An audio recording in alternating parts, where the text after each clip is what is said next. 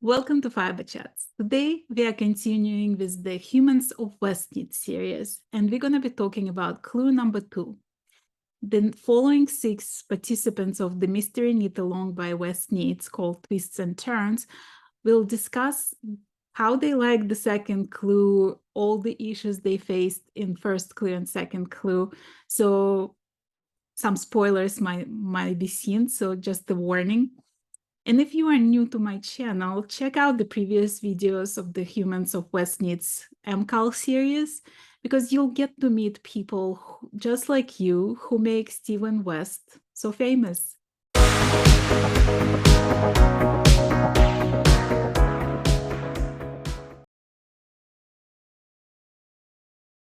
So how are you liking the second clue? I'm good with it. I watched Martin's video last night, and I'm slightly worried about the second part because I've got as far as I've done one wing, so I'm about to start that second wing, and I don't know what my purl is going to turn out like, whether it will be looser than my knit. So, but I'm fully prepared to try it, and again, I'll rip it back like he did if that's the case. I've done quite a lot of ripping back already on some of these bits because I get waylaid and I've gone wrong, and I was like, oh no, got to go back and redo that bit. So yeah. Did you find the first clue difficult at all? I just found it a little bit monotonous, I have to say. That getting to that 14th contrast was a bit long-winded, but I love the finished result. I can't complain. I mean, I absolutely love the braided part, and that's what I find about certainly shawlography, which was my first MKAL, and this one is they're very much more 3D. You've got much more sort of construction and 3D elements like the little baubles and the welts and the shrimps, and then you've got obviously this braiding. So I love the fact that these are, I guess, somewhat more adventurous than a regular shawl. So Well, talking yeah. about adventures, I mean, you haven't even been knitting that long, right? And then somehow No. you discovered Stephen West, and now you've done like every shawl on the planet. Well, you can see the array behind me. I've done 7. I've completed 7. I'm currently in the middle of obviously twists and turns, but I'm also doing shawl smorgasbord, which I'm partially the way through. And I've literally been knitting his since last like July a year ago, so not even 18 months yet. So absolutely I love knitting them. It's really, I'm not a very experienced knitter, but I do find his patterns really easy to follow, especially with the videos that go along with it. So when you get to a tricky bit, it's really explained in detail. So yeah, really enjoying the adventure. Have you learned something new from this shawl so far? Well, I don't know. I think it's about the construction. I always enjoy a shawl that has where you pick up stitches from another part. A lot of them are obviously sort of semicircular or triangular. But I really liked Slip Extravaganza. I thought the shape of that was absolutely beautiful. Do you have any prediction as to where we're going from here? Oh, well, I think when we get to the, well, obviously, I presume this is the top here. And so there's obviously something's going to be attaching itself to these loops. And I honestly can't imagine what that might be. And obviously I've done, in terms of cabling, obviously I've still got those little cabling sections to do. I did a little bit of cabling on the cable trellis shawl. There's a little bit on that one. So that was a little intro into cabling. So I have invested in a cable needle now, so we'll see how that goes. Well, like you've knitting it so far, do you feel like if it wasn't mystery knit along, you would pick up that shawl and knit it? Like, do you think you would pick that shawl? Probably. Obviously, when you've got a pattern that isn't a mystery knit, you can see what it's going to look like in its entirety. And obviously, there may be elements I think, oh, I'm not sure about that. Maybe brioche. I have done brioche a couple of times, for example, and I'm up for the challenge, but I always manage to make a mistake, and it's so hard to unpick it. And I did, I think, in shawlography, I think I ripped it. I'd probably done about half, and I ripped all that back and started that section again. So, but I do like a challenge, so I'm not going to be put off by anything. So probably I would, yeah. Are you still happy with your colors, the ones that you picked for this Yes, fall? yes, definitely. I mean, I've gone for a sort of vintagey color palette. So I mean, this lovely sort of I don't know what you call it, sort of burgundy color. It's got quite a lot of gradient in it, so it looks sort of washed out. I quite like that. And funnily enough, I did very similar colors in exploration station, this one here, funnily enough. And Right. I didn't really realise when I picked this one, I'd forgotten that I'd done those colours already. So it's obviously my natural go-to palette. Right. What is it about Stephen that attracts you? Because you're obviously a huge fan. You wouldn't need all those shawls by him if you weren't. Yeah. I mean, I was introduced to the world of Westknits by my really good friend Victoria, who also has an Instagram profile called Nelvana Knitting. Oh, Nelvana Textiles she is now. And I just really, I think his enthusiasm really comes across on the screen. And he makes it seem so easy and just have a go. I think he's an absolute mastermind, an absolute genius, the way he runs his business.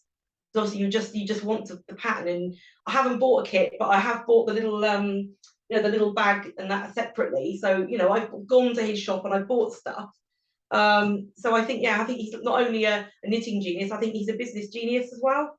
And I just love his enthusiasm and the fact that he doesn't take himself seriously, like when he does his videos, when he does the songs and singing and things. And it's like, that would be really embarrassing, but he just goes with it, and I think it's just hilarious. So yeah. How is your yarn stash changed from the time you started that first shawl to now? Well, I've got one of those little baskets, little woven baskets, and there's lots of like partially used up balls of yarn in there.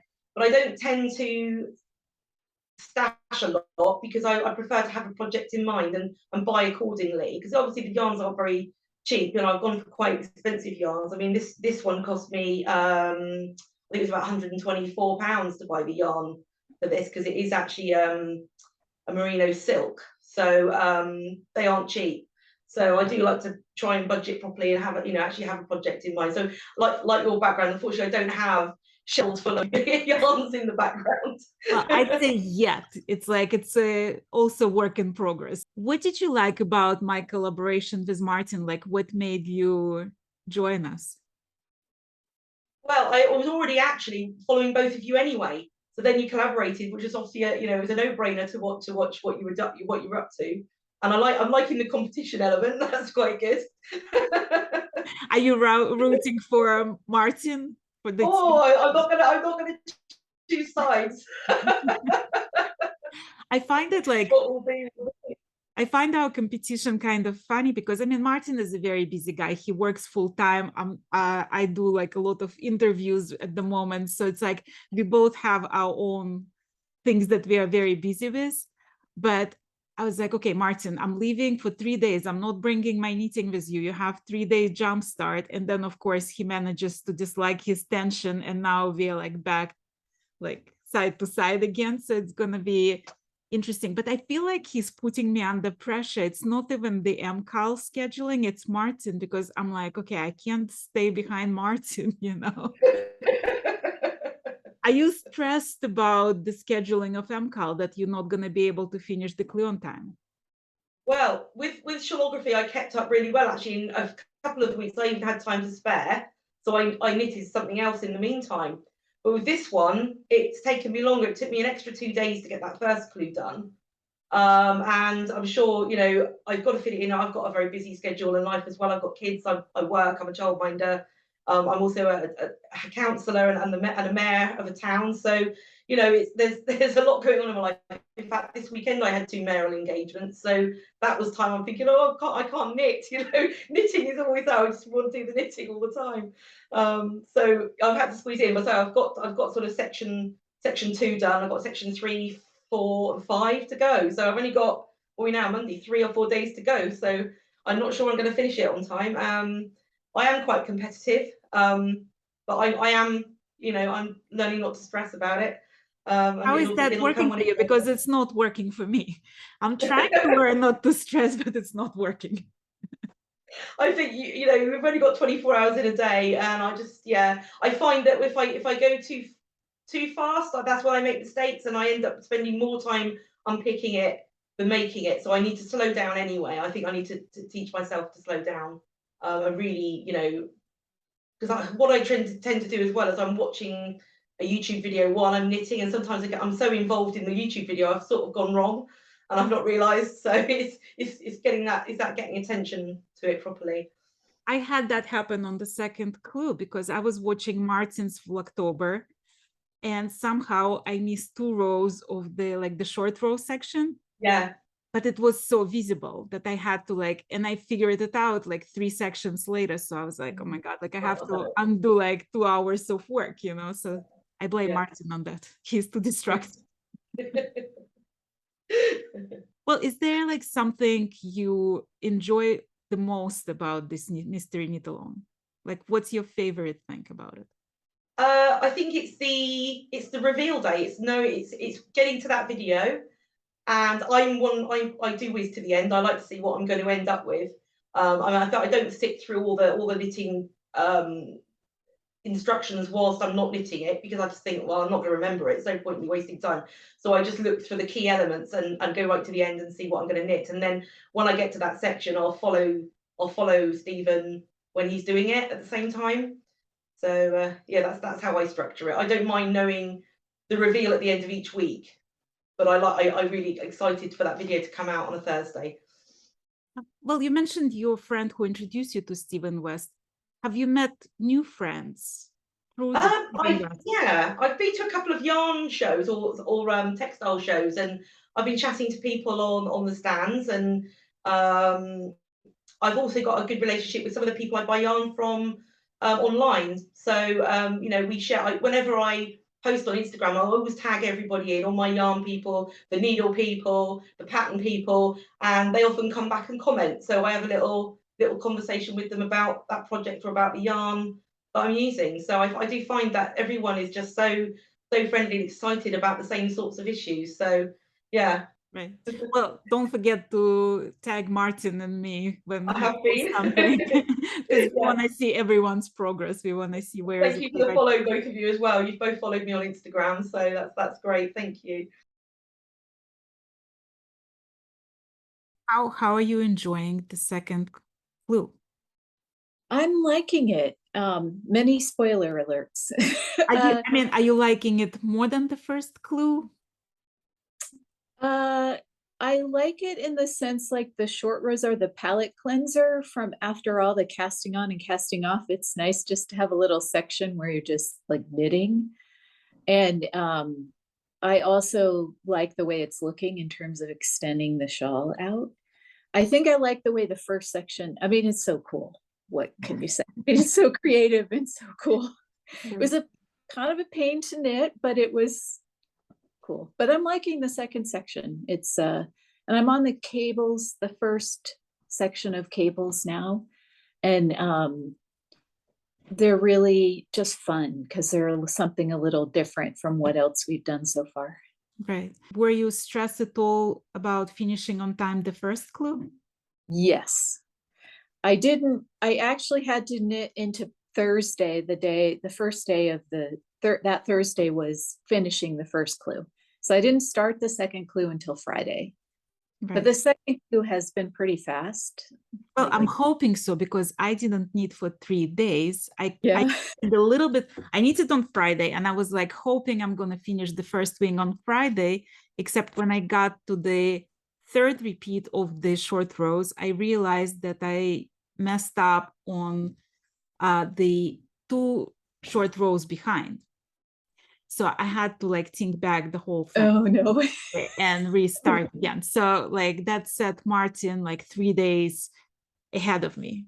Yep. So I came back on Sunday and I was okay, Martin probably already done and dusted and under control. And I'm opening YouTube, and the first thing I see is Vlogtober chapter 6 disaster episode. And I was oh no, what happened there? So we actually gonna go live this coming Sunday and talk about his disasters versus my disasters, and his fears versus my fears. And it's totally opposite kind of disasters and fears. So apparently Martin's tension is very different on knit and purls rows. Yeah. My tension is machine knitting. It's absolutely the same. It's super even. However, Martin is a tight knitter and I'm a very loose knitter. So I'm afraid I'm going to run out of yarn. Yep. Because I already finished the first main color in the first wing. So I'm like a little bit ahead of everybody else there. So this is like my fear versus Yeah. fear of not being even. Yep. Well, so I watched his, vlog 6, and as soon as he said my tension wasn't the same in my purling, I thought, oh, I didn't even check. So how was it for you? Instantly, I went back and checked. I was like, phew. It's pretty much the same. So I was like, oh my God, I didn't even think about that at all until he said. Are you still like happy with the colors that you chose for this? Yeah, so I ended up changing my pop color. So I think I had shown you the variegated green, and I had the white as the possibility. And my first instinct was I want this to be a very graphically clear shawl, like it seems like it needs that. And when I saw Clue 2, I was like, oh yeah, because if I did the variegated, that twisted rib was going to be totally lost in the color. So I thought the white was too stark. So I ended up going with a maroonish color. Let me see if I can find it here with this. Okay. Okay. Spoiler alert again. Show me where you are now. Oh, I love that. Yeah, that's definitely like quite a pop of color. Right. Yeah, I think it just works better, and it's warmer to warm up a little bit of the cooler purples. Right. So yeah. So that's okay. So what's your favorite part about being part of the MKAL? Just to be able to have conversations with people at the same time, that they're like, I go on the Ravelry threads, and I was also worried too about running out of yarn when I ran out of the first skein of the main color, and people were reassuring. And okay, so at what point did you run out of the first color? I finished the first wing, and then I was starting the second wing, and on the first short row wedge I ran out of the main color. So I'm not like that far behind. Yeah. I mean, I'm a little looser than you, but not like super significant, because I ran out of the first color on the very last few rows of the first wing. Yeah. So I'm hoping, I don't know. I mean, my hope is that Steven, when I watch him knit, he is also like, he looks even looser knitter than I am, because we both continental knitters. So it's like by design looser. But like I see the way he knits, and it seems to me that I'm a little tighter than he is. So I'm hoping that like if he had enough yarn, I should have enough yarn. The problem is this yarn I bought a few years ago and it's sold out. So I will not be able to find extra skein. So this is my fear. Yep. Yeah. Well, that at least I know that I just bought mine, so I can get more if I really need to. Whether it'll be the same dye lot or not, I don't know, but at least I get more. Well, I'll have to either improvise with the last section. Yeah. I'm hoping it's still gonna be enough. We'll see. I don't know. Yeah. Do you have a least favorite part of the MKAL?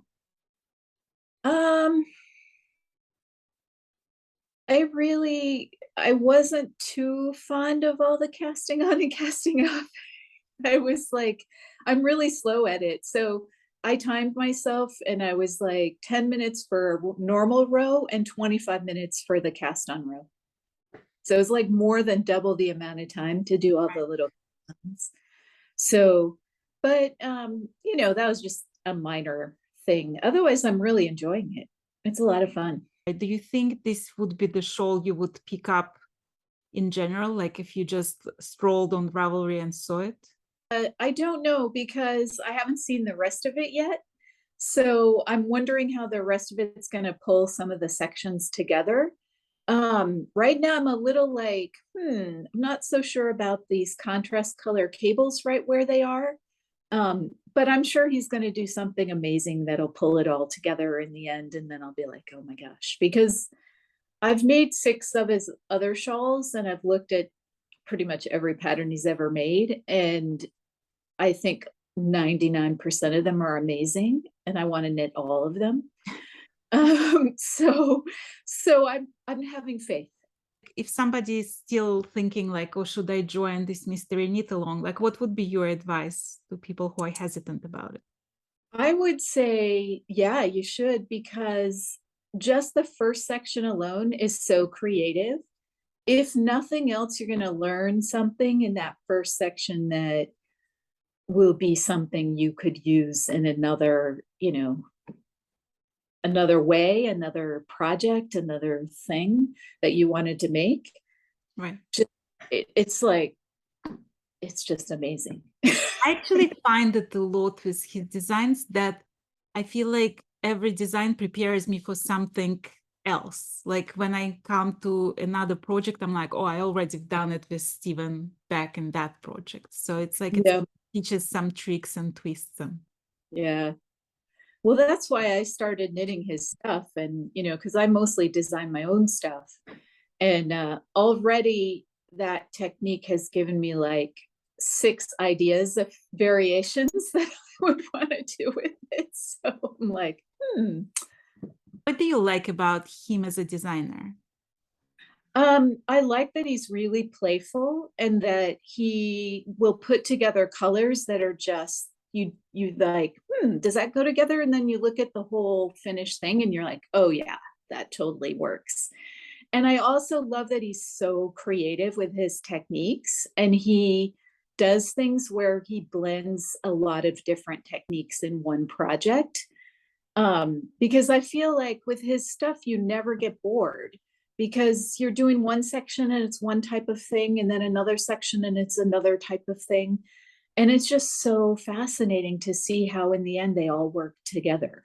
Well, are you ever concerned that it's like almost like a sampler where you just go from technique to technique and then it doesn't translate into a single item? Or if for you it's always at the end comes together as a like beautiful piece? Well, I'm not as good with color as he is. I mean, I'm good with color, but not as good as he is. And so it really depends, I think, with his designs, where you put the colors. Like some of them can look very sampler-ish if you don't somehow blend the colors in a way that makes them tie together. Yeah, so I think it's the color choices that make some of the difference with not making it look like a sampler. Well, I mean, since this is your 6th, right, shawl that you're knitting, do you feel like he changed you as a knitter or as a designer? Yeah, I mean, I think so, because I think now about, can I blend another technique in here? What will that do? What if I add texture and color? What if I do, different combinations of things than I would have thought of doing before? I'm pretty much a stranded colored work knitter and designer. That's what I do a lot of. And so now I think about, how would I add texture into this, or how would I add a different technique along with this color work? And it's just, yeah, it's makes it so much more interesting, and lots of creative ideas just flow. Right. Well, please keep tagging Martin and me on all your posts so we see the progress you're making. And I'm thinking of maybe setting up a Zoom for all the Humans of Westknits reunion. So I would love to have you there as well. Yeah, definitely. If I can make it, I would absolutely love to be there too. What's your name? This is Heidi. Hi, Heidi. Okay. That was a brief guest appearance. Yeah. So are you enjoying the Mr. Knit-along? Yes, I am. Although I am knitting at a very snail's pace. Does that stress you out? You know what? It's not. I'm just not a fast knitter. I'm a lefty who learned to knit right-handed. I knit English style, and I'm just not very fast at it. I was hoping to be to Clue 2 by today, I didn't make it. I'm on like 7 repeats. So it's okay. I'm going to knit monogamously through October, and then I've got commitments, and I'll just finish it when I finish it, you know. So I'm not too worried about it. Are you enjoying the first clue? Was it okay? I am now. Those first few rows were, well, and it's the same thing. Is like when I first saw the first clue, and what I do is I get the clue, I go to the video, I go to the end of the video and I look at it because I don't care about spoilers. I'd rather see it. And I looked at it and I went, well, that's interesting. And then I grabbed the pattern and I went, oh no. But having had experience with shawlography, I knew that Stephen's videos were just going to be very clear. So I went to his videos, and probably the first total repeat, I knit with him. And then, you know, then you get into a rhythm, and even though the rows are getting longer, it's gotten so much easier. Although I will say that casting on and casting off and casting on and casting off every 4 rows is kind of tedious. I will be glad to be done with that. But did you learn something new so far, or did you know how to do all this? Yes. Well, the loops is definitely new for me. I discovered I'd been doing the double decreases wrong. So I learned how to do the double decreases, so you have a nice, neat little column. But so far this time, no, it's pretty much, I had done a cable cast on before. I did need a little refresher, and I always need to refresh myself on the make one right and the make one left. I just write it on my pattern. No, I was interviewing Charles Gandy, and he said that like he could never remember which way it should be leaning. And so knit 2 together, have an R in it, so it's leaning to the right. So ever since then, I figured it out. Like he taught me the trick. Yeah, well, and part of it is I went with a budget-friendly yarn because this is really a process knit for me. This is like only the second time I've ever had shawlography on. It's not even blocked yet. But so I went with Knit Pick Stroll, which is a really nice soft merino, but it splits like crazy. Okay. So trying to do the cable cast on, and particularly the make one lefts, has been a little challenging, even with these Chowgu needles. But I've gotten into a rhythm now, and I'm not having as much trouble with that. But other than that, no. And I've already peeked at the next clue. So what do you think about the next one? The next clue is really cool. I've seen it described as like dragon wings, and I can kind of see that. I did see somebody's clue 1 where they had put a couple rows of their contrast color, their pop, in with the with all those stripes. And if I had seen that earlier, I might have copied that, but I'm far enough along that I can't do that anymore. But yeah, no, I really like the wings. There's a lot of people grumbling about this one out there, though. I was surprised. Well, I mean, do you think like if you saw this pattern, not as a part of Mystery Knit Along, but just as a regular pattern, would you be more creative with like color placement or color choices than what you're doing now? Maybe. Maybe I've seen some. It's hard to know without seeing the whole thing. I mean, because Stephen knows what the whole thing looks like. And I purposely went conservative with my color choices this year. Last year, I kind of went wild, and I actually don't like them. I liked everybody else's style that I saw, but mine, as I was knitting it, I was not liking the yellow and the way it was playing with some of the other colors, like in this part here. I don't know if you can see in my light. And I should have gone with my gut and changed it at that point to like a lighter blue or a lighter coral or something. And I think I would have liked it better. So this year I was purposely conservative with my colors. I was originally going to go for autumn colors, and then my colors didn't contrast enough. So I've gone with the grays. And then like a dark red color pop. So it has kind of a wintry feeling instead of an autumn feeling. But like I said, I probably would have put the red in, you know, a couple of rows in here. After seeing somebody else's, it looked really cool. Well, do you have any predictions as to where we're going with this? Like, what might we expect in clue 3? There's no predicting Stephen as far as I'm concerned. He's so creative. You know, he's just, yeah, I have no idea. I mean, we've already done the cables. We've already done short rows, which is what a lot of people were you know, predicting with this.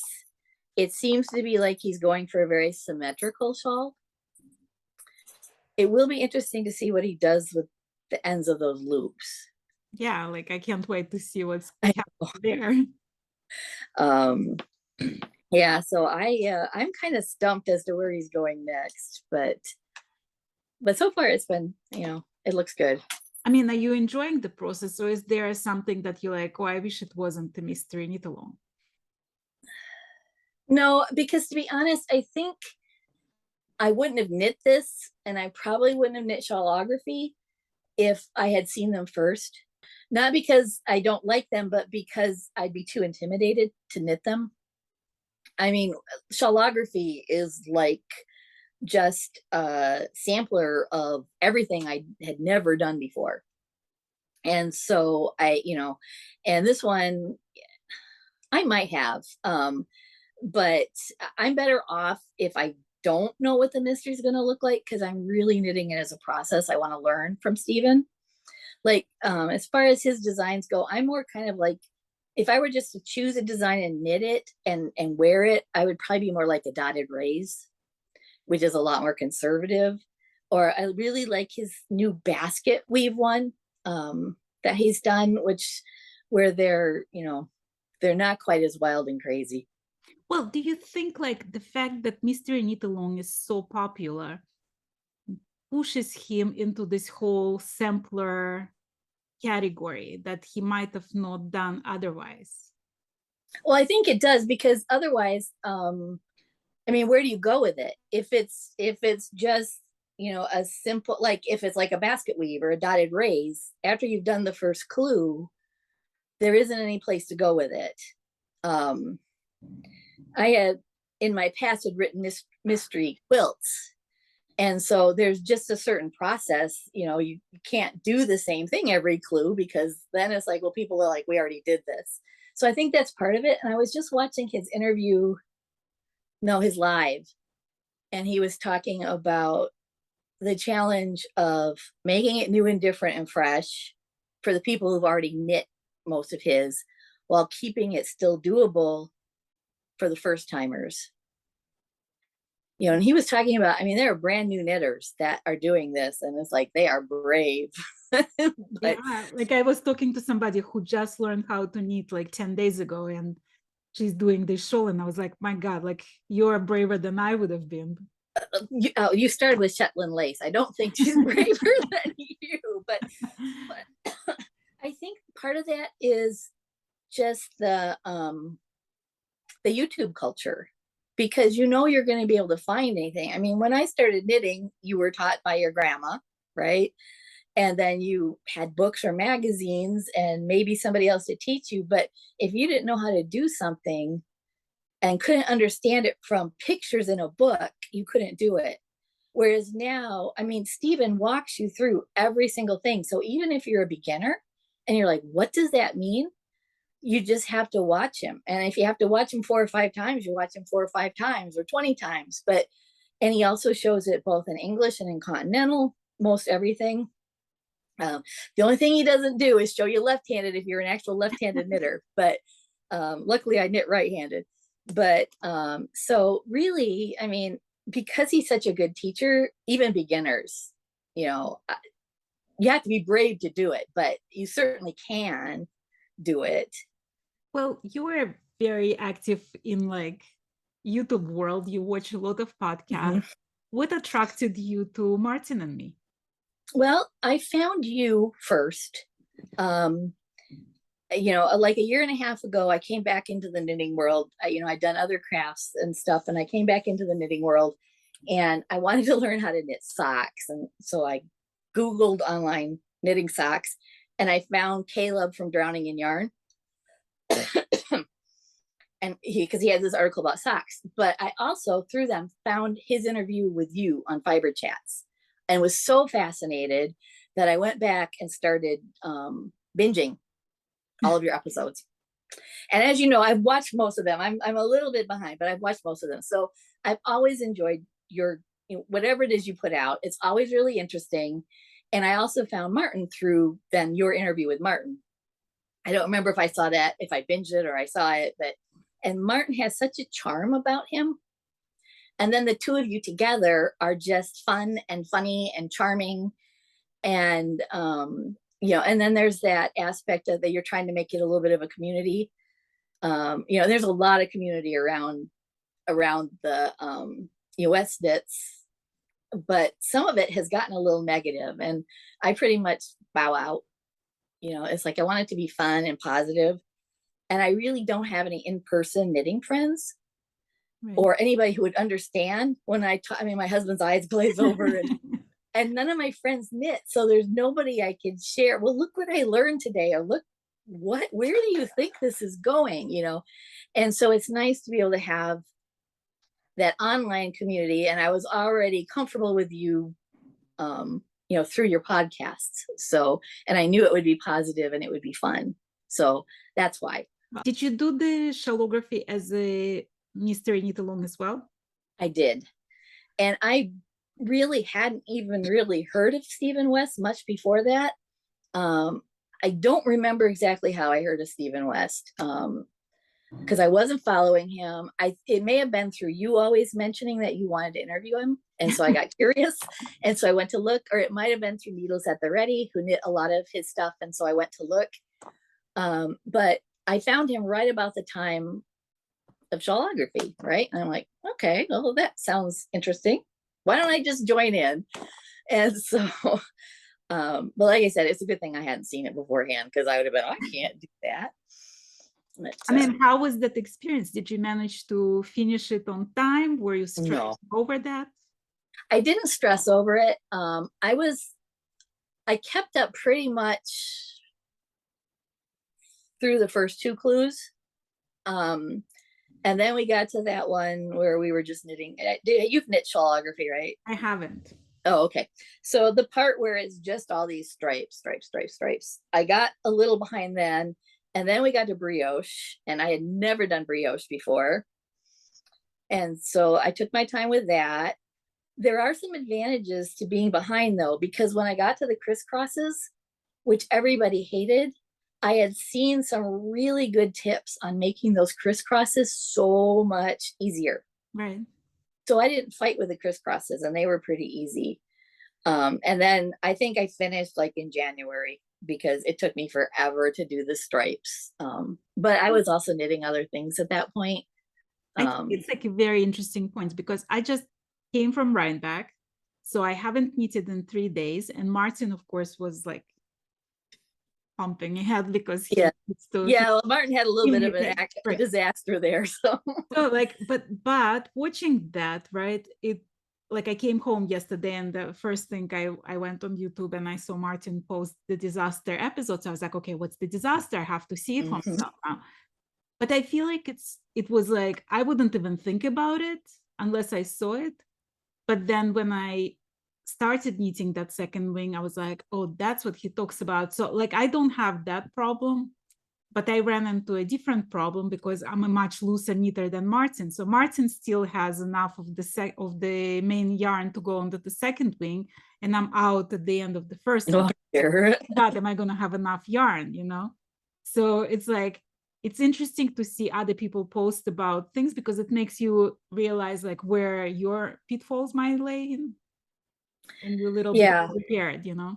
Yeah, well, and I had seen somebody else mention just knitting that other wing, and it's like, okay, but actually, I mean, knitting is so much faster than purling for me, so I may go ahead and just knit it, knowing, you know, knowing that you can just knit it. And the person that I talked to, what they did was they just didn't do the slide the stitches back, as they just started knitting from where they were, and somehow it worked out. So we'll see when I get there, but it's always actually a little helpful when you're running a little behind, because as long as you're not trying to avoid spoilers, but because you can learn all these little tips. And Stephen is very clear, but sometimes, I mean, like the crisscrosses where you're wrapping 8 around this tiny needle and then trying to move it, it was just physically very difficult. So it helped. Do you think Stephen made you into a different knitter from what you were before, Stephen? Yes, definitely. I was already heading there, but that definitely helped. Knitting had always been just a once in a while thing for me. I've knit for a very long time, but it was just sit in front of the TV, relax, not think about it, or maybe take it on a car trip, that kind of thing. I knit a lot of scarves and cowls and hats and nothing very complicated. And when I first started knitting, you know, it's like I knit a couple of sweaters for my son, but I couldn't knit for myself because sizes were not size inclusive at all at that point. And so I never did anything very difficult. And so when I came back to knitting, I decided I was going to challenge myself a little. I started with socks, and then shawlography. I did a sweater, just a simple one, but I did a sweater. It fit, it works. You know, I did a sweater for myself, and then shawlography came up, and it's like, okay, well, my goal this year is to challenge myself. So let me just do this, right? Well, I had no clue I was getting into, but I feel like I'm a lot less fearful, or a lot more confident. It's not like it's fear, it's just knitting, but a lot more confident that if I run into something I don't know how to do, I can find help, right? What's your next ambition after this show is over? Like, what are you thinking of trying to challenge yourself with? Right. I would still really like to do a color work sweater. And I had planned for that last year. I never got to it. I'm still thinking Shetland lace, maybe, but Shetland lace is a little unforgiving for me. So, but kind of those. Would you need it if I organize the knit along? Would you need it with me? If it was easy. If it was easy, the easy Shetland lace, not a huge gossamer shawl, I would not do that. But I might do, like if you did a scarf or something, I was going to do those triangular pennant things, and I was just busy with other things. So I actually have that pattern, and I haven't started knitting that. I have a skein of lace weight yarn waiting for that, but whenever you're ready, just poke me and we'll do something. Yeah. So how are you liking the second clue? I was meant to get it out. It's much easier than the first clue. That's for sure. I liked the first clue, but I mean, I worked on it nonstop, probably about 25 hours on the Saturday and Sunday, the weekend after it came out, because I'm like, I'm getting this done, you know?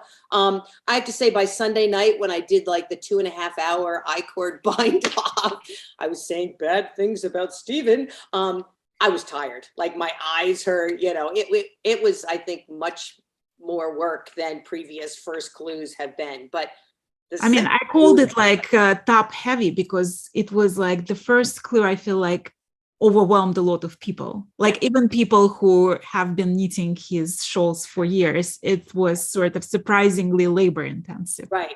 It'll be interesting to see, and I don't know how you ever gauge that, how many people he lost because of that. Because I have two friends that started it, and they're like, you know, and they like the look of it. And obviously it's incredibly interesting how it's, you know, all woven up and everything, but it just takes so long to get through, you know. Garson, did you play with those braids? The braids on here. Did you play with them? Yes. He's like, what braids? What braids? It's really, it's like a giant knot, you know? You're like paracord. Yeah. It's hard to stop, right? It's really cool. Yeah. Well, what did you think about the look of it? Like, were you, because you've seen other Stephen West shawls, did you approve of the way the first clue looked? I liked it. I like how it's how it's put together and the intricacy of it. But I mean, I don't know if I'd wear it. Well, are you usually a shawl guy? Like, would you wear a shawl outside? I would. I forced him to put this on today. I'm like, You look "Did you wear that?" beautiful. You I'm like, look "Are you beautiful. comfortable with that? Yeah, it's actually, now I'm getting hot. But that's because we're on camera. That's right. But Well, yeah. when you saw the second clue, I mean, first of all, are you one of those people who watch the video as soon as it comes out to the end, or? Yeah. Well, what I do is I jump to the end because I want to see what it looks like. And then I actually, with the first clue, I knitted to the video. So I watched the video repeatedly and just kind of then stopped it, caught up to him. With the second one, because it's so repetitive, it's much easier to repeat or whatever, because you can see, it's pretty cool. That you could kind of just watch and just go off and do on your own. But I do like to jump to the end.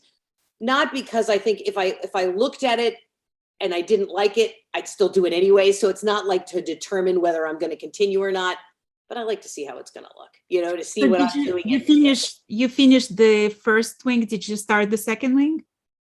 I just started it. So I'm just that far on the second wing. I'm doing a ton of test knits right now. So, and Rhinebeck just killed me. You know what I mean? Like if I hadn't gone, it's probably the same with you. I was watching Martin. He's like, we're ahead of Irina because she went to Rhinebeck. Right. Well, I haven't knitted since Friday. Like today's Tuesday morning for everybody who is watching this on Thursday. And I'm just like gonna knit today because yesterday I had 3 interviews for Humans of Westknits. And then I spent 4.5 hours editing 25 minutes video about Rhinebeck that's going to be featured today. So guys, please go and watch that video because it's just like that important to me. It took that long to do. I can't wait to see it. But yeah, Martin was very excited. You probably watch his video. He's like very excited that he's ahead of you. He's like, but he's going to catch up. So everybody keep knitting. It was pretty Well, funny. I mean, like when you watched his video, so he had that whole drama about the tension of the second wing. Are you having any issues with the tension? No, and I watched him Sunday night, I think. Yeah, because we got back from Rhinebeck like mid-afternoon and I was so exhausted. But so Sunday night, I'm knitting and watching him. And when he brought that up, I'm like, that never even occurred to me that would be an issue. So I measured my second part to see if it was, and I don't think I have a difference. If it is, Okay, I have another question. So yardage wise, right? Did you finish the first skein yet? Yes, I started. When did you finish it? I'm gonna say on the second wing would be my guess. Yeah. There's my second skein. I use much more than Martin though on clue number 1. I use like 52 and 48 or something of 2 colors. So I don't. Okay, you're making me feel better because I mean I'm a notoriously loose knitter. Like I mean there are jokes flying around about that, right? So, and Martin is on the tighter side. Right. But I was hoping because when I'm watching Steven looks even looser than I am. Wicked loose, right. Yep. So I'm hoping that if Steven had enough yarn to finish his shawl, I will have enough yarn. But I was freaking out yesterday because I ran out actually on the very last row of the first wing. Okay. I'm actually like a little looser than you are in that respect. So the problem is the yarn that I'm using for the main color is sold out. There is no way for me to get another skein. So I'm like, if I'm not gonna get it, like what I'm gonna do. So I actually texted yesterday a friend of mine who I saw he used that color 2 years ago on another shawl. So I texted him and I was like, Jax, do you have any leftovers you can send me? So I'm hoping he has maybe like an extra skein or maybe some leftovers that's going to save me. What's the brand? Is it a common brand? It's British Oing fiber. So Steven actually huge fan of that specific, it's this color. Right. It's like, it's so vibrant. It's like the most I'm gorgeous wondering if it was a common yarn or whatever, if you could put out a call for it. So Steven was complaining that he wanted to use it in some of his projects and it was completely sold out. Oh, no. He'll be reaching out to you to see if you have any left. So So that's my biggest fear right now, that I'm gonna have enough to finish the whole show, you know. But Well- maybe like an end part that maybe uses a little more of the main color. You can. I'm hoping so. Yeah. Carson, like, how is your wife acting during the mystery knit along months in comparison to like your usual knitting? Do you feel like she's more stressed or more excited? She's, I would say, more focused. Okay. Yes, really. Yeah, well, it has to be right. Yeah. You know, it has to hold up. But very excited. I mean, the poor guy. I've knitted for a couple of years, about 25 years ago, and then started again like in 2018. And the poor guy will be like watching TV on the couch, and I'm like, look at this! Like, I'm in his face. I make him, I knit with a lot of nudidin, like, you know, plaited type yarn. I'm like, you have to feel this stuff. I'm like stuffing it up his shirt, like, feel this, isn't it great? Or like, smell this, it smells like a sheep. I don't So- know, more. Don't talk to me, I'm counting. Well, that's it. But he does. He gets constantly assaulted with fiber. Well, when you went to Rhinebeck, was it for you like a shopping spree? Was it just Always. going? Oh yeah. Yeah. I have a stash. He's like, I have a stash that's about the size of the state of Rhode Island. Like, I could open a store in my house and people could come in and I love all the people. I could only do it for, 5 or 6 hours. And then when I went back to, we rented a house. When I went back to the house, I needed like quiet and knitting, you know what I mean? To de-stress. But I love that. And I'm really, really touchy when it comes to this stuff. So as I walk through all those booths, I'm like petting everything and smelling it. And, and we spend so much of our time buying stuff online, and when it comes, it's exciting, but it's so much cooler to be able to What attracts you in yarn? Like, what would make you buy something? Like, do you have a project in mind, or is it just, I have to have this texture, this color? I'm usually dictated by the yarn. So, somewhat the color. I'm very much like, I love brown, I guess it's fall colors, but year round. I like the browns and the oranges and the, mustard colors and that kind of thing. But for me, it's more of the unusualness of the yarn. You know what I mean? And for me, because I'm always afraid I'm going to run out, I buy sweater quantities of everything. You know what I mean? So that was my next question. Yeah, I'm gonna make gloves. I've got 18 skeins. You know what I mean? Like I don't want to run out, and I feel so passionate about the yarn that I'll find something. I know that. Do you have any predictions of what's going to happen here? Like, how are they anchoring this? I'm kind of hoping, but I'm not, because he'll come up with a much better idea than I would ever even think of. I'm kind of hoping that we pick up stitches around it and it, or we pick up stitches around the next one and it, stays up. I don't know. I don't know if I'm loving this either. Do you like the wings? I'm not sure. Yeah. Okay, so that's another question. Do you ever feel like the mystery knit along shawls, just because you always have to come up with a clue that's going to be different from another, has the look of sampler shawl versus one continuous project? Yeah, absolutely. I felt that way about this one. You know what I mean? And you get to try all different things, and all different sections are almost separate. And I haven't done too many. Like, I signed up for the one 3 years ago. What was the name of that one? It's not shawlography, it's like sleep extravaganza. Yeah. And when I saw it, I'm like, because I don't know why, but I assumed I had to make it in the colors that he did, and he's way too wild, even though this year mine is pretty wild. But you know what I mean? I'm more sedate than that. And I'm like, oh my God, I'd never wear that. Well, in the last year or two or so, I make things that I would probably never wear just because I want to make them.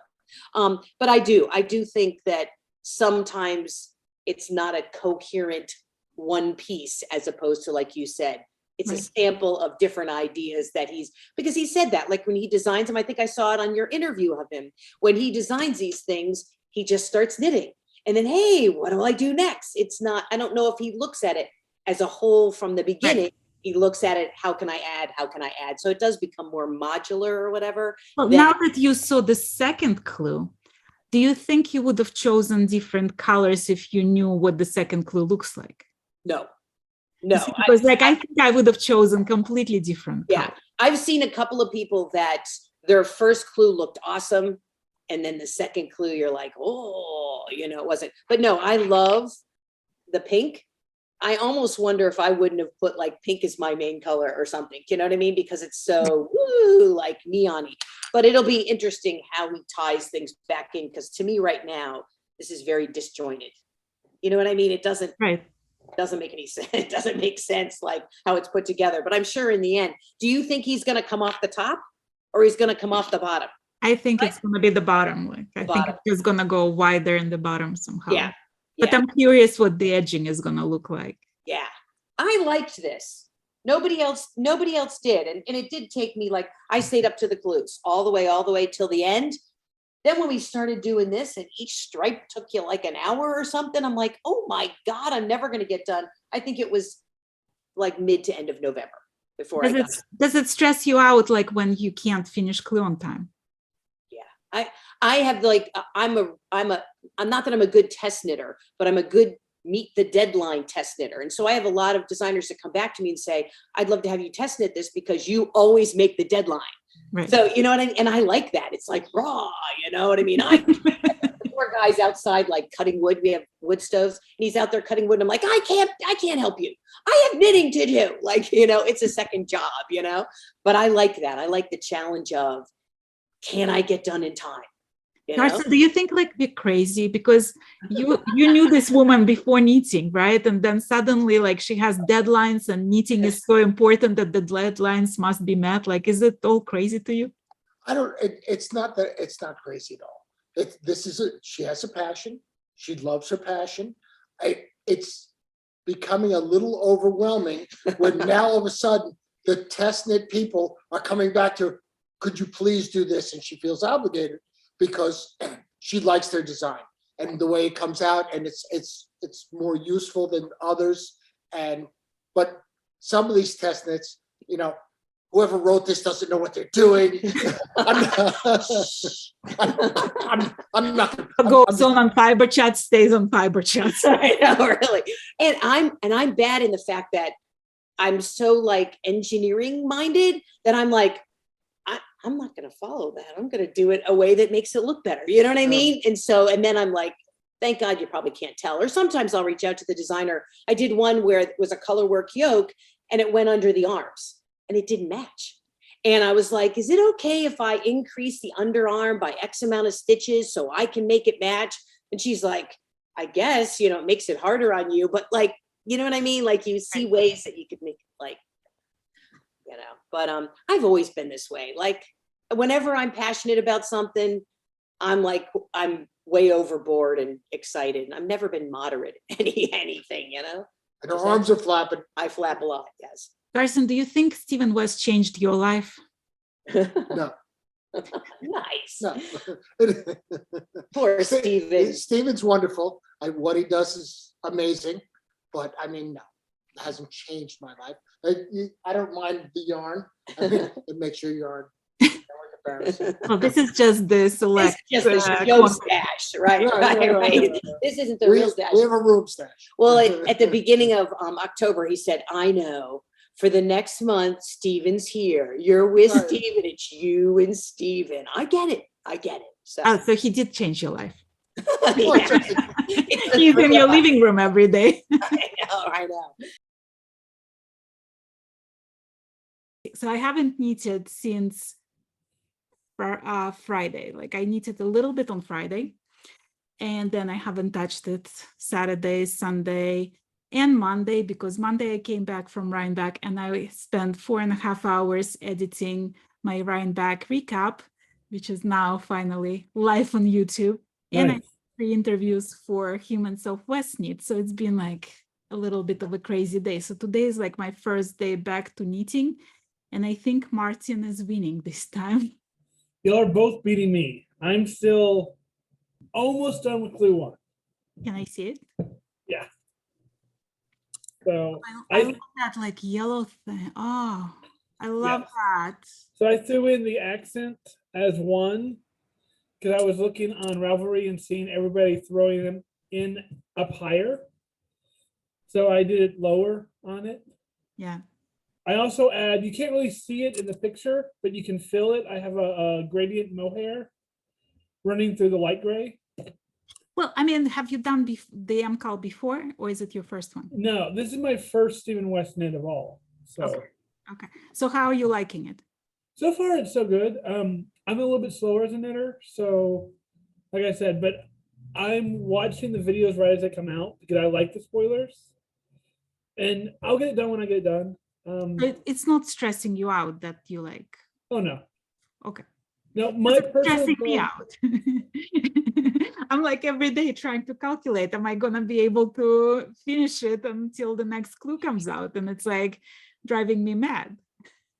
My personal goal is the week before Thanksgiving, so like mid-November. I'm Right. going on a trip for I go to San Croix every year for Thanksgiving with my friends, and I don't want to be knitting this when I'm there. I want to start something very Weird. small while I'm there. Right. You want to be wearing it when you're there. It's gonna be too hot. You can always find time like indoors or something to showcase the shawl. Yeah, definitely. I'll definitely bring it with me either way. Have you seen the second clue? Yes, I've watched it completely. I'm excited. I'm going to probably do the little hack on it so that I knit both sides instead of having to purl everything. I mean, is that because you hate purling or because you are worried about your tension? It's a mixture of things. I knit very oddly.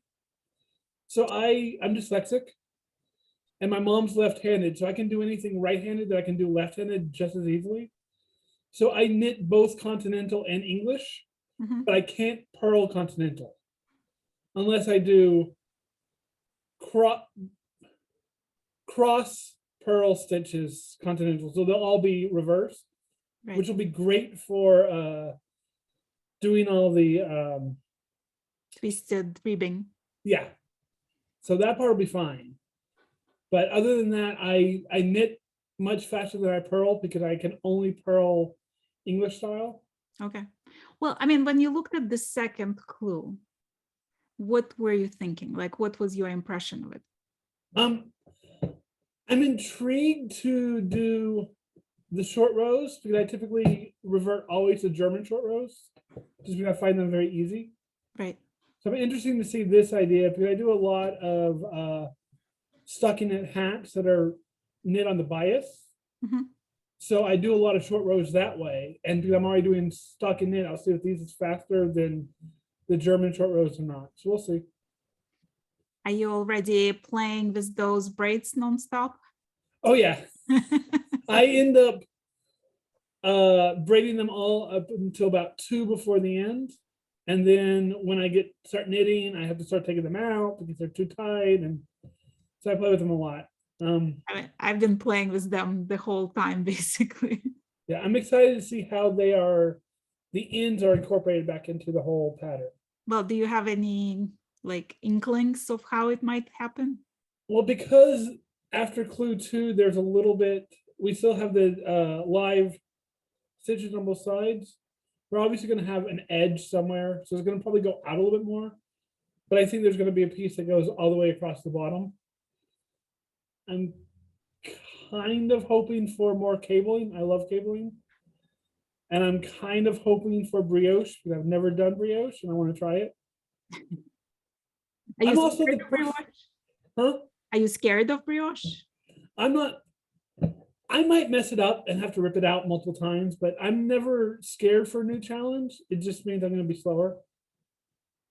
I mean, when you saw the first clue, did you get excited about it? Was it too conservative for you? Like, what was the first impression? I'm excited about it. I like it. It's slow because all the casting on and casting off, but again, I like playing with different textures. So if it's going to take me longer, it's just going to take me longer. I'm not really worried about how fast I go or how hard something is, but I know I can learn it. My first knitting experience was at the beginning of the pandemic. I picked up a knit along So once a month, you got 3 patterns, and in the end, you have an Afghan. Mhm. And so they were all different squares that were different complexity. So figure if I can do all that, I can do anything else. I mean, when you knit, do you enjoy like the simplicity of it or the challenge of it? What brings you more joy? I'm not sure. I mean, like, it is simple after a while, and I think even the complex things get simple if you do them over and over again. I just enjoy using my hands at all times. I'm an architect by trade. I'm a sculptor before that, and so I had to keep my hands busy, and I can't just sit there and watch TV. So I knit while I watch TV. Right. My husband gets annoyed constantly. He's like, "Can you stop knitting so we can watch this?" Is it distracting? I just halfway pay attention to the show, so I'll watch them twice. Is what it ends up being. It's funny because the episode before ours, the lady brought her spouse to the show, and he is not a knitter. So it was very interesting to see how the spouses of Westknits MKAL surviving it. You know? My husband's not a knitter at all. He does other crafts, and he picked up black work over the last month or last year. So he's doing a lot of needlework, but he doesn't knit. And he always is like, "Well, can you make me this? Can you make me this?" I'm like, "You need to wait until I finish the project I'm doing before you ask for something else." Right. Well, when you usually knit something that's not mystery knit along, do you change a lot of things around? Do you insert a lot of yourself into the design that you knit? Yes, luckily I have a couple friends that are pattern makers. So I can ask them how the pattern, like I can look at a pattern and ask them how to change it if I want to. And I've never knit anything directly from the pattern. I've always altered it slightly. For instance, the piece that I'm wearing now, this shawl was 3 blocks of pattern, each one with the same repeat. I doubled the middle one and I lengthened the last one. So I've added a lot more texture to it. So when it comes to this mystery knit along, are you more likely to stick with the pattern, or are you still gonna find the way to put yourself in that somehow? I'm doing it more this time with adding other fun yarns into it with my carrier yarns. So like I showed you earlier, the gray. Right. This is the mohair, which goes from a light gray to a dark gray. And then I also have a brown, it says brown, but it's more of a platinumy gray color. Mhm. And it's a silk and stainless steel that I'm going to knit into the cable so it'll shine throughout the cable. That's actually a very clever idea. I like that. I might steal that. I might incorporate something shiny into mine. Oh, please do. Enjoy. I mean, is there something that you not enjoying in with this mystery knit along? I wouldn't say it's not that I'm not enjoying it. It's just takes a long time to cast on constantly and cast off constantly. And I do love the finish of an I-cord, especially an I-cord cast off. I do it all the time. But when I start, I'm like, this is going to take me forever. It's going to be days doing this one thing. Right. When you see everybody on Instagram, on Ravelry posting their updates, does that make you feel like, why am I so slow? Like all these people already finished, I'm still on this repeat. Like, does it make you feel bad at any point? Not really. I mean, like I said, I've only been knitting for about 3 years now. And I know that I'm a slow knitter. I'm naturally slow at doing things. So I just watch it. I get excited to see what they're doing. I like seeing their colors. I like my colors better. But that's just because they're colors that I like for myself. I love seeing everybody else's colors. That was my next question. Like, if you had the finished pattern in front of you, do you think you would have the same color choices that you did now? I don't know. I can't remember who's doing it, but somebody on Ravelry is doing it where it's a white, a slightly off-white, and then another slight off-white. And I love the tone on tone. And I might end up, if I like this shawl enough, I might end up re-knitting the whole thing in one color, just so you can see all the texture. Yeah, I was wondering, like, and I saw some projects that had very variegated color and Yeah. also like changing color, like almost like rainbow effect. And I liked that so much. And I was like, gosh, like, why didn't I think of that? Like, Yeah, for the section 1, something I like seeing people doing is using the main color as one solid, and then every row of the secondary color, just a different color, or repeating like 4 gradations. yeah. So Do you think like there's a high chance, high probability of you reknitting this shawl at some point? I don't know. I typically, if I like something, I'll knit it a couple times. So most likely I'll end up knitting it. Every time I wear something that I like, that my friends want, I end up knitting them the same thing or a similar thing. Like last year I did, I think about 8 pair of gauntlets for Christmas.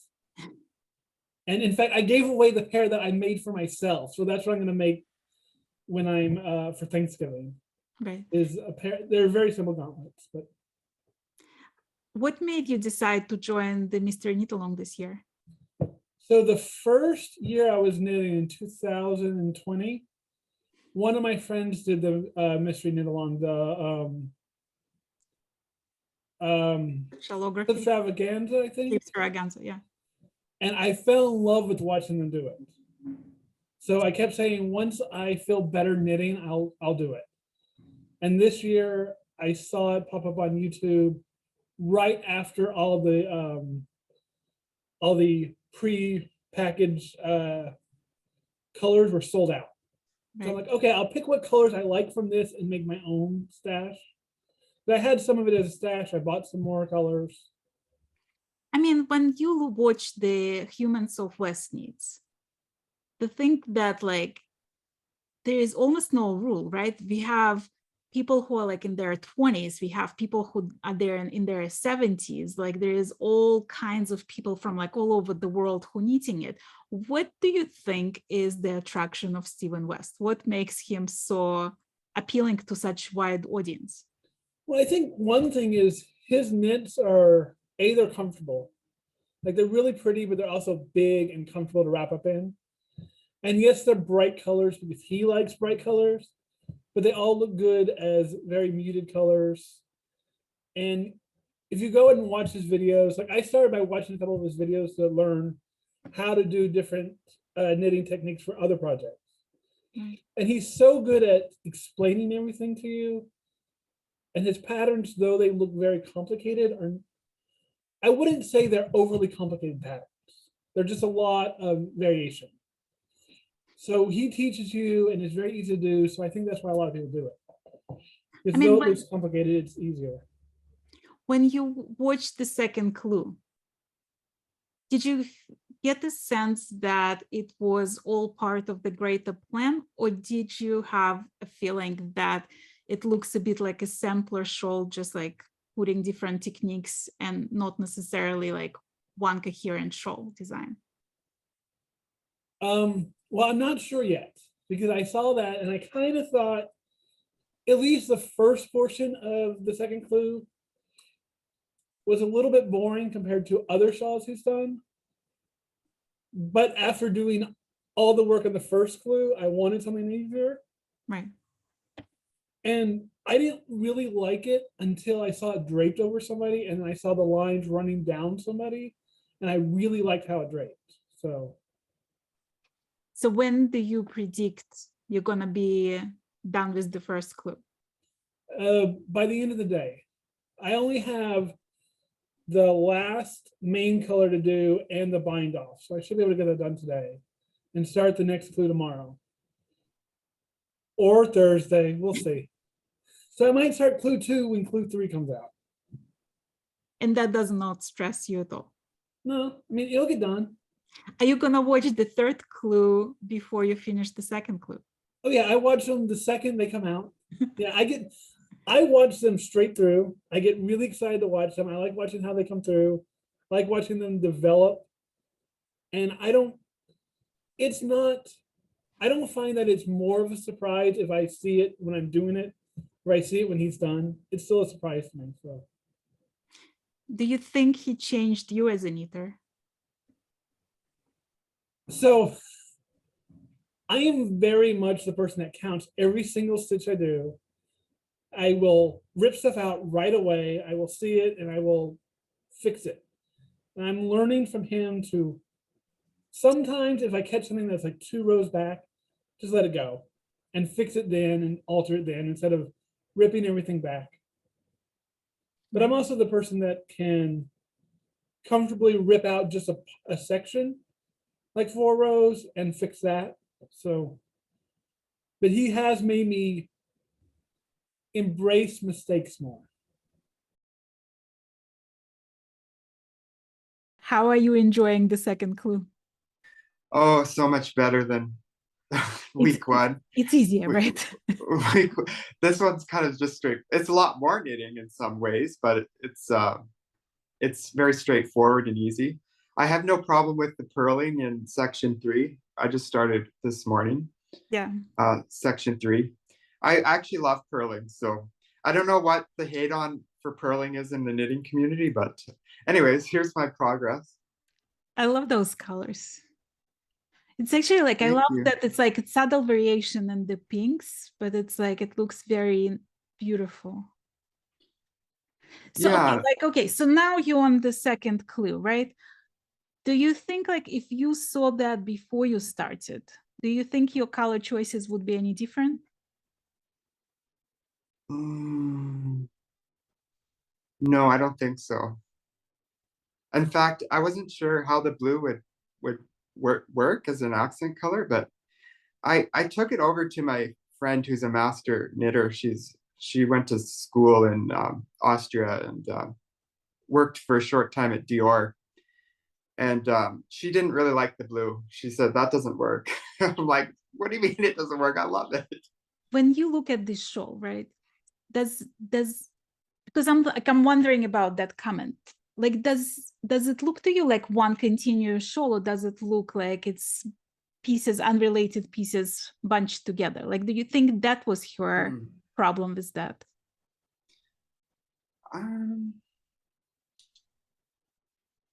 I think it is continuous. It's contrasting.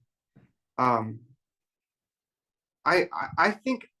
think my color choices are quite mild, and I've seen some others that are just like bright neons and other things.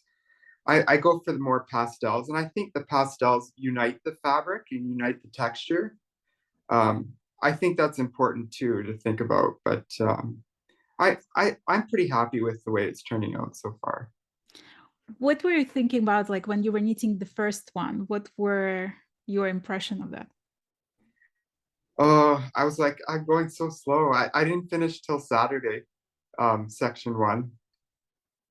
And I had the whole week off, but I was visiting family too. So sitting on the couch trying to knit when you're talking to your parents is more of a challenge than I anticipated. But I was able to get through clue 1 with just a few days behind. So, and I just moved this week to a new place. So clue 2 is falling a little bit behind, but I've got all day today. So does it stress you out, like the fact that you're falling behind? Well, like you, this is kind of my first real mystery knit along, in the sense I did shawlography last year. I cast on day 1, and I finished this in March. Right.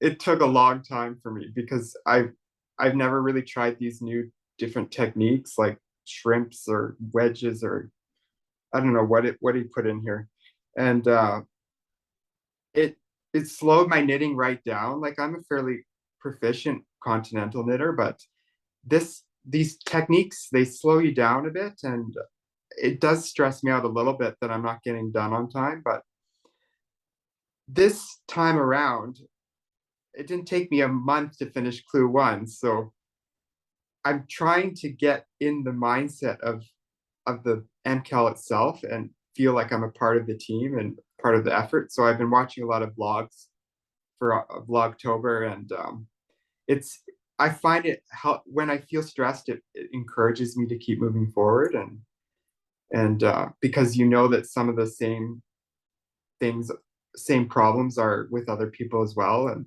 or different problems. Like the purling, for example, in this section 3, I was really surprised that people were really struggling with that. I'm like, I love purling.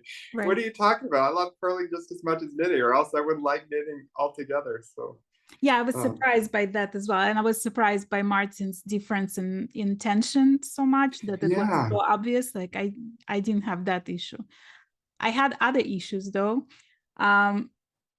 It's so predictable, the pattern, that I'm at times like I'm assuming I already know it. And that's when I make stupid mistakes. Like one time yeah, when I was knitting the wing, you know how like you knit this first row, like you knit 4 times back and forth, like two rows mhm, one way and 2 rows the other way. So like yeah. somehow in my mind it was only 2 rows, and I realized that mistake when I got already like another 2-3 sections down, and suddenly I saw Oh, that it doesn't look right, and I had to oh, undo the whole thing. So this section is like stresses me out because first of all, I couldn't knit Friday, Saturday, Sunday, Monday. So 4 days out of the clue, I did not touch the knitting at all. And then when I did touch the knitting, I made that mistake. So I had to undo whatever I was doing on Thursday. So at this point, I'm sort of like coming to conclusion that there is 0 chance of me finishing on time. okay. But you had a huge busy week though, to be honest. Right, because I just came from Rhinebeck, so there was no knitting. And I had to put like I have to edit this episode, which is 6 interviews, which takes forever to edit. And I had to edit the Rhinebeck episode, which took me 4.5 hours to edit. So Oh, wow. it's been a busy week. But with all that, I'm like, I should be able to finish it. But there's just like, it's either I'm editing or I'm knitting. Like I can't combine the two. So Yeah. I don't know why it stresses me out. It stresses me out. And I see a lot of people who are still working on clue 1 and they're like very chill about it. And I'm like, but the schedule is coming, the 3rd clue is coming, and I'm Yeah. falling behind. And plus Martin is like, I don't know what Martin's been up to. So I don't know if he's gonna finish before me, and I can't have that, right? Well, I'm definitely on your team, so don't tell Martin, but Martin, we're not gonna tell you. Well, are you enjoying this collaboration between Martin and me? yeah, I really enjoyed that party that we had at the beginning of the MKAL. Thanks for putting that on. And I like the comparison of progress, you know, and the team spirit of like competing to get to the next level. And because of that excitement, it pushes me along in my knitting too. Otherwise, I'm such a casual knitter. I'm like, I could get this done in 3 months and it'd be okay. But the idea of doing it on this kind of tension of building off of other people's work and playing off that, it really is quite rewarding. So Funny because I have like mixed feelings about it. Like part of oh me yeah, loves the whole excitement, right? And I love collaborating with Martin. Like we have the best time talking about it and planning and like thinking what else we can do, all of these things, right? On the other hand, I'm going on Instagram and I see everybody like nighttime of day 2, everybody is done somehow, like, right? I see their finished clue and I was like, what's wrong with me? Why am I knitting so slowly, right? So there is all this, like, you keep comparing yourself to others. Plus, I keep seeing on different color combinations that make me think like, oh, maybe like if I knew what the shawl looks like at the end, maybe I would go a completely different way because I like their look better. So the more I see, the more I'm like, well, did I make the right choice picking up my colors? Well, the way I go about it is I find I just pick the colors that I know I really love the combination together, regardless of the texture, and that I know I'll wear. I seem to be going, like, you can see I picked a lot of pastels last year, and this is kind of pastel-y as well. So, and I wear a lot of blue jeans and, you know, light blue shirts and things. So I know the contrast of the pastel goes with what I like to wear. So for me, it's not having it in my closet as just an art piece. I like to wear them as well. So if you find that you like those colors, then that's all that matters, right? Really, that's how I think about it. Can I ask you a controversial question? Because it's like Okay. after Rhinebeck, it's on my mind. So walking through Rhinebeck, probably like it felt like a third of the population there was wearing something of Stephen West. And I'm a huge Wow. fan of Stephen, and I'm a huge fan of his designs. However, it almost felt like it was a mass production of sorts, because I mean, at the end of the day, like all the shawls with all the different color variations, they still like very easily recognizable. Does it bother you at all that you are knitting something that people will immediately recognize as Stephen West, or does that make it more special for you? Well, in the strange sort of way, here in Canada, like so very few people, even the master knitters that I know here in town, have never heard of Stephen West, because they all design their own stuff and they have for years.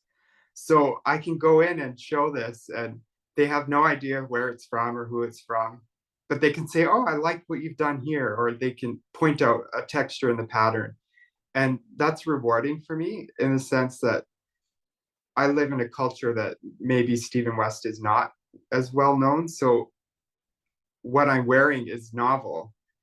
Whereas going to Rhinebeck, it's total different environment. I can imagine that. But on the same token, I wish that I could be a part of that group that does recognize the patterns. I think that could be, you know, it's a conversation starter, or could be provoking as well. Like, why did you choose that orange as your accent color? You know, like you could totally bring your personality to it and make it a conversation piece. And so I kind of miss that too, but I feel for the most part, no, it's pretty novel where I live. So. Well, how did you discover Stephen, and what attracted you to his designs? Well, that was kind of interesting. I was just, I think I was looking up how to do increases or something on YouTube, because most of my learning has been through YouTube, and then I took classes later. But, and I saw his video and I thought, oh, that's a pretty good video. And then, as you know, when you click on something on YouTube, the algorithm generates more videos of the same type. So I was like looking at his bubble stitch and I'm like, oh, that looks kind of interesting. But that's all I knew about Stephen, was just a few YouTube videos that popped out at me and I clicked through them. And then I don't know, where was it? I think I just started seeing more of his videos in my feed, and then there was something about shawlography, and he had some crazy videos about with people dancing in shawls, and I'm like, I don't ever want to knit a shawl. That's so boring. Like, why would I ever knit a shawl? I was just primarily a sock knitter. And so, and then I started seeing the buildup, the social media buildup in his videos, and like, not so much twists and turns this year, but last year he did all these like beautiful choreography videos, and it was really well done. And I thought, and he's like, pick 5 colors, and I was like, and I was working in a resort at the time, and this girl, she's always knitting shawls at the front desk, and I kind of went, she would pick like kind of boring patterns, and I thought, well, I can kind of improve upon that. And that was right upon the time of shawlography coming out. So I just went for it, and that was my first shawl ever, was shawlography. Well, do you think like that changed you as a knitter? Almost definitely. So in so many ways, like, whereas primarily doing socks and hats and things, mittens maybe before, I could see how the textures in the shawl just challenged you. That slowed my knitting down to like a snail's pace, but it forced me to realize I can do these interesting stitches and color work. I didn't do colors before. And when I saw how easy color work is, the way he does it, I thought, oh, I love color now. Like I could do all these patterns that I never thought I would be interested in. And I've yet to do a colorwork sweater, but it's kind of on my radar now that he's built up my confidence in using color and picking color and seeing how color can create all these amazing textures that my knitting went from boring to exciting. So I can thank him for that. And I really am grateful for his teaching, really. Do you have any prediction about clue number 3?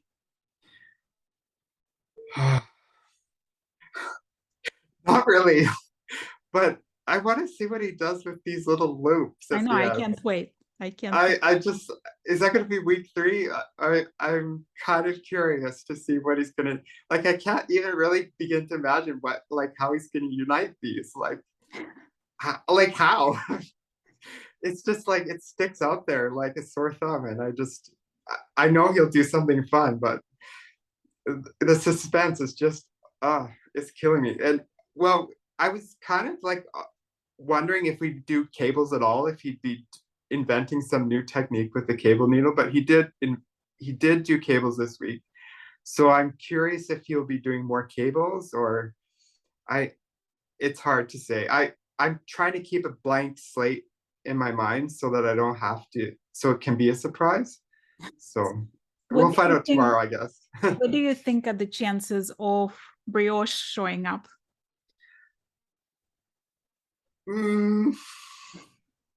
Just the tone of his voice in his videos, and I kind of got that there wouldn't be any brioche, but I've been doing a lot of brioche lately. Like brioche was the first time I did brioche was this actually in shawlography, and I did it so slowly that I don't have any drop stitches or any problems with it. So, and I've been working on Andrea Mowry's Harlow hat. Have you seen that pattern? Yeah. I'm working on my 3rd Harlow hat right now because it's a great practice routine for building confidence with brioche. And the first time I started that hat, I started it over maybe 10 times because I dropped a stitch. I didn't know how to go down 5 rows and correct all the fiddly bit. It's can be frustrating, but once you get the hang of it, it can be quite soothing. Just the yarn over brioche knit, yarn over brioche knit. And I kind of like that. Easier in continental. Oh, it so is. I don't know how you do it with. I'm just teasing people. Do you? You do you. I hope you're finding this series entertaining and helpful. And if you like what you watch, please consider subscribing to my channel and pressing that like button. Thank you for joining me today, and happy knitting.